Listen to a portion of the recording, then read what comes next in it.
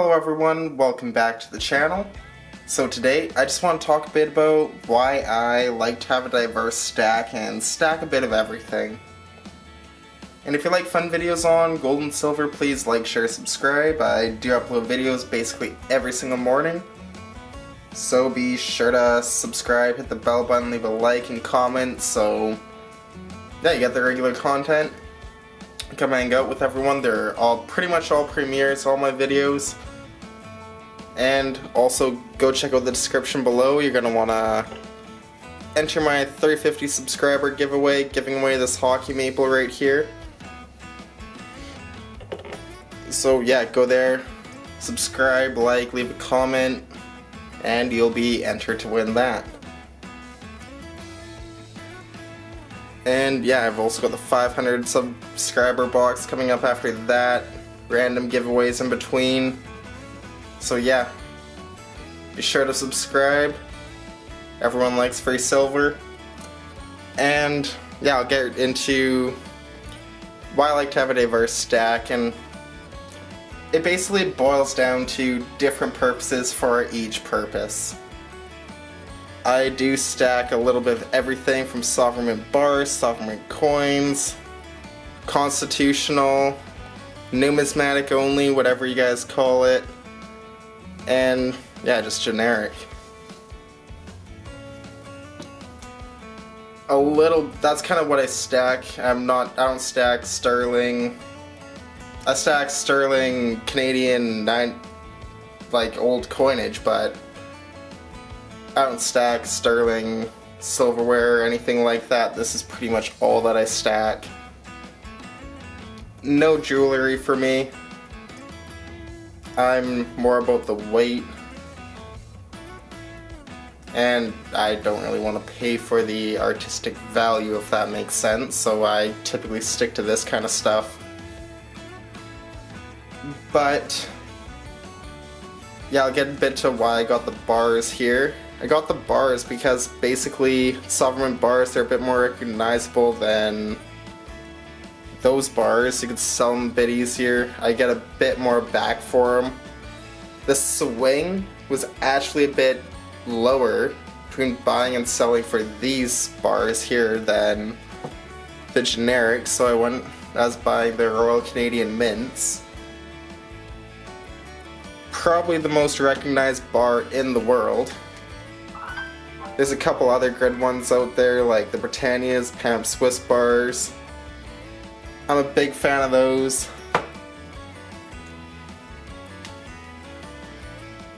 For generics, I really do like my Silvertown bars.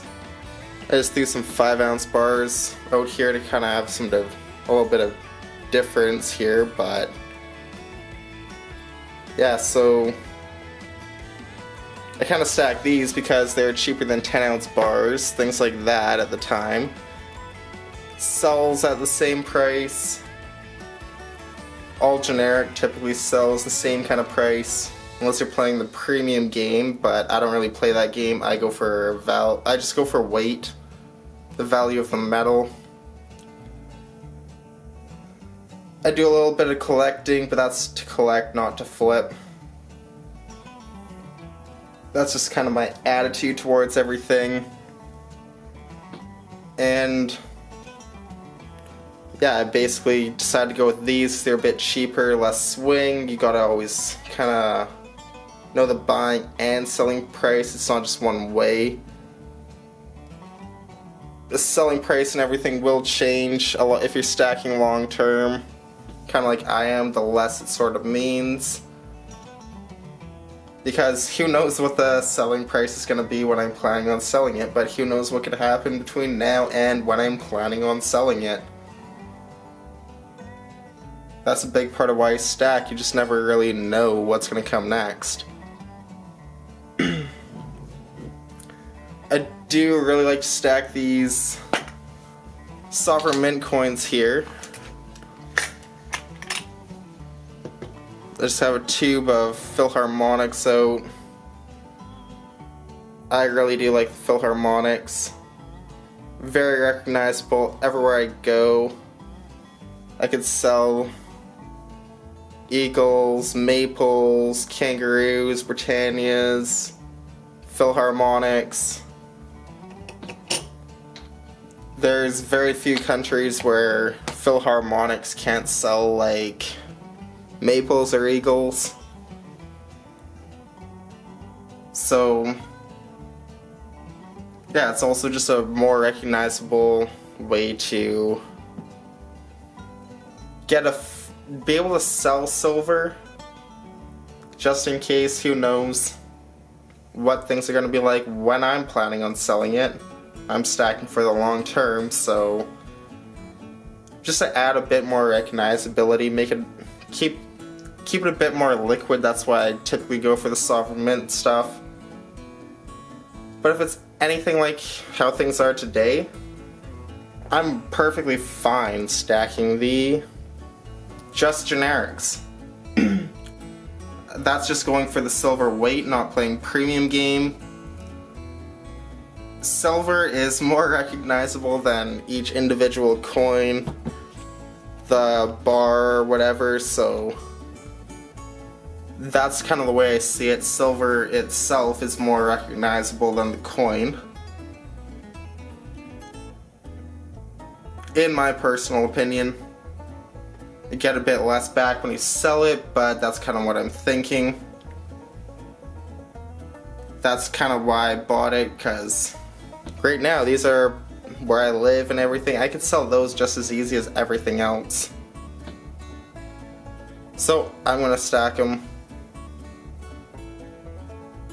I basically stack these just because I have no clue what things are gonna be like by the time they get sold. Hopefully it's not in my lifetime, but who knows? You never know what life will throw at you. But yeah, I also got constitutional, mainly because when the prices started going up there, this was lagging behind in premium. All the other premiums were shooting up when the price went up. Constitutional was lagging behind, I found, so right when it first started going up, I was still able to buy constitutional, Canadian junk silver, things like that, pretty cheap. Talking about the premium, it was maybe $1 or $2 over spot price back then, so yeah, just because the premiums were lagging behind. So yeah, I was kind of buying some constitutional junk silver, things like that. I'm not so much stuck in one thing to buy.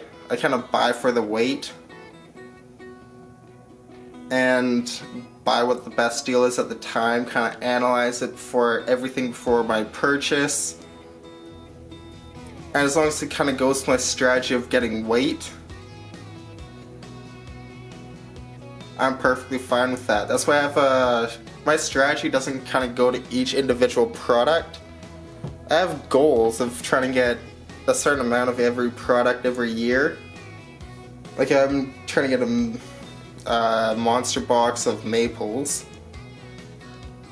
But I'm not going to be paying $12 an ounce over spot price for maples like before, when I could get these for $1 or $2 over spot price. I'm going for the weight. I kind of have a system to get the best deal at the time. That's kind of the strategy I follow. And at a certain point I just start kind of collecting a little bit, reduce the budget.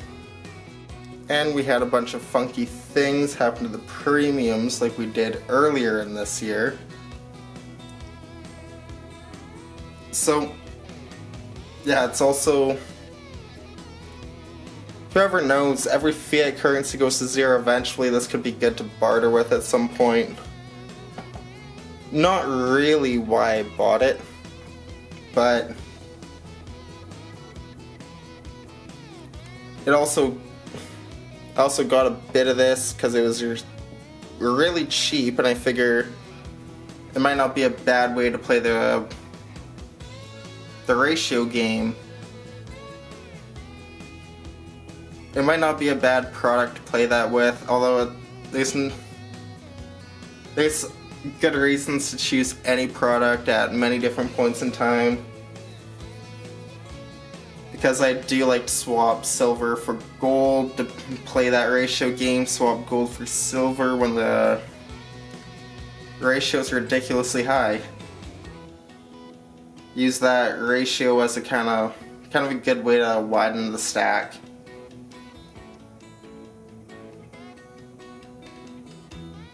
Well, that's just my personal opinion. I'm not a financial advisor or anything.